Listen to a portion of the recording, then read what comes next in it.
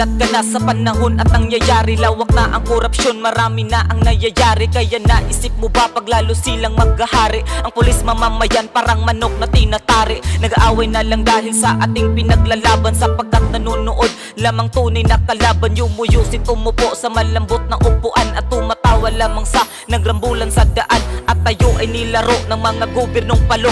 Lalabanan natin to, tayo'y magkaisang pulo. Kayo, ikaw, maging ako, tayo na po ay bubusis. Ang kanilang ginawa sumubra na sa ilang beses. Ninakaw ninyo sa amin di lang pera at ambisyon, sapagkat kinuha nyo ang bagong henerasyon. Yung iba ay naghihirap, nagulam ng tinapa, at kami may pira pa, baka nakulangan ka pa. Ano ba'y tapos na ba? Gago, di pa ko tapos. Lumaban kami ng patas, halos magpakalimos. Kinakaya aming pagod para lamang magkapiso, at hindi na ininda ang baba ng aming sweldo. Ngunit ngayon nasaan? O diba nasa inyo? Sino-sino pa idamay? Pareho lang kayo. Yung pira namin ibalik, simple lang aming tugon. Ang nangyaring kaguluhan dahil sa inyo iyon.